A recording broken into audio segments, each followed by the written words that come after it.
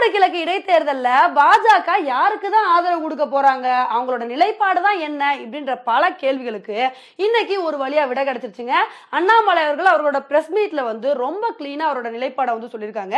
இன்னைக்கு நம்ம வீடியோல இதை பத்தி தான் பார்க்க போறோம். நம்ம எல்லாத்துக்குமே தெரியும், தமிழக அரசியல்ல மிகப்பெரிய பேசு பொருளா இருக்க விஷயமே இப்ப இந்த ஈரோடு கிழக்கு இடைத்தேர்தல் தான். இந்த தேர்தலை யாருப்பா வின் பண்ண போறா, யார் நிக்க போறா அப்படின்ற ஒரு எக்ஸ்பெக்டேஷன் தான் ரொம்ப அதிகமா இருக்கு.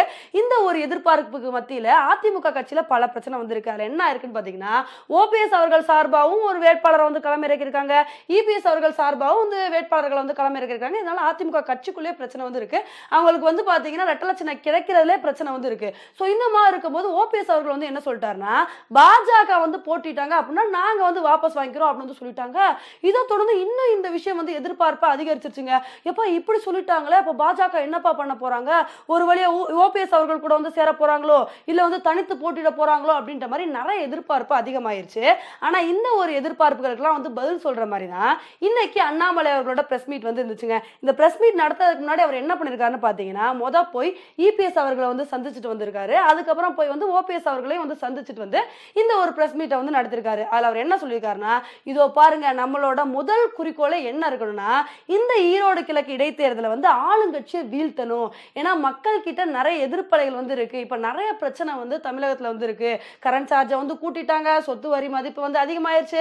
அதுக்கப்புறம் பாத்தீங்கன்னா பல பிரச்சனை இருக்கு. சோ இந்த ஒரு பிரச்சனைக்கு மத்தியில நம்மளுக்கு ஒரு ஸ்ட்ராங்கான எதிர்க்கட்சி தேவை. சோ அந்த ஒரு எதிர்க்கட்சியை வச்சுதான் நம்ம ஆளுங்கட்சி எதிர்க்க முடியும். அதை விட்டுட்டு தனித்தனியா நின்னு எதிர்த்தோம் அப்படின்னா ஒரு ஸ்ட்ராங்கான எதிரணியா அமையாது. அதனால தனித்தனியா நின்று எதிர்க்கிறத விட எல்லாரும் ஒண்ணு சேர்ந்து எப்படியாவது ஆளுங்கட்சியை வீழ்த்தணும். இது மட்டும் இல்லாம எங்களோட ஆசையும் இதாத்தான் இருக்கு. அதிமுக ஒற்றுமையா சேர்ந்து ஆளுங்கட்சியை எதிர்க்கணும். அப்படி எதிர்த்தா மட்டும்தான் ஆளுங்கட்சி வீழ்த்த முடியும். இது எங்களோட ஆசை மட்டும் இல்ல, தேசிய தலைவர் ஜே பி நட்டா அவர்களோட ஆசையும் இதாத்தான் இருக்கு. அதனாலதான் ரெண்டு பேர்கிட்டயுமே இந்த கருத்தை போய் நாங்க எடுத்து சொல்லிட்டு வந்துட்டு இருக்கோம் அப்படின்ற மாதிரி அண்ணாமலை அவர்கள் சொல்லியிருக்காரு. இப்ப பொறுத்து பாப்போம். இதை தொடர்ந்து அதிமுக கட்சி ஒண்ணு சேர்றாங்களா இல்ல பாத்தீங்கன்னா திரும்ப இல்லப்பா நாங்க தனித்து தான் போட்டிட்டோம்னு சொல்லிட்டு போட்டிடுறாங்களா அப்படின்னு தெரியல.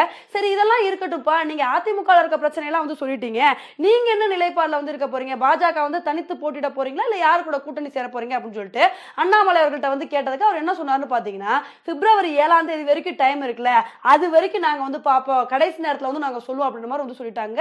இது என்ன ஒரு ட்விஸ்ட கிரியேட் பண்ணிருக்காங்கன்னா, பாஜக பொறுத்து பாப்பாங்க அதிமுக ஒற்றுமையா நின்னு ஆளுங்கட்சியை எதிர்க்கிறாங்களா இல்லையான்னு சொல்லிட்டு. இல்ல அவங்க தனித்தனியா தான் போட்டிடுவோம்னு சொல்லிட்டு போட்டிடுவாங்க, நாங்களும் தனியா போட்டிடுறோம், நாங்களும் தனியா களமிறங்குறோம். ஏன்னா பாஜகவோட ஆசை என்ன இருக்குன்னா, ரெட்டலை சின்னத்துல ஒரு ஸ்ட்ராங்கான வேட்பாளரை நிறுத்தி ஆளுங்கட்சியை எதிர்க்கணும் அப்படின்றதா அவங்களோட ஆசையா இருக்கு. இப்படி தனித்தனியா நின்று சின்னமே கிடைக்காதப்ப நம்ம ஏன் கூட்டணி சேர்ந்துட்டு நம்மளோட பவர் என்ன அப்படின்றத தெரிஞ்சுக்கிறதுக்கு தனியா களமிறங்குறதுக்கான வாய்ப்புகள் இருக்கு அப்படின்ற மாதிரி தான் அவங்க சொன்ன பதில வச்சு தெரியுது. ஈரோடு கிழக்கு இடைத்தேர்தல் ஒரு மிகப்பெரிய ட்விஸ்ட் அண்ட் டர்னா இருக்கும் அப்படின்றதுல எந்த விதமான சந்தேகமும் இல்லைங்க. நிறைய விஷயங்கள் இதுல மாத்தி மாத்தி நடந்துகிட்டே இருக்கு. பொறுத்து பார்க்கலாம், அதிமுக ஒற்றுமையா செயல்படுறாங்களா இல்ல தனித்தனியா பிளவுபடுறாங்களா என்ன அப்படின்றத பொறுத்து பார்க்கலாம். ஓகே ஃப்ரெண்ட்ஸ், இந்த ஒரு விஷயத்தை பத்தி நீங்க என்ன நினைக்கிறீங்க அப்படின்றத என்னோட கமெண்ட் செக்ஷன்ல போடுங்க. இதே மாதிரி இன்னொரு உங்களை மீட் பண்றேன். Bye friends.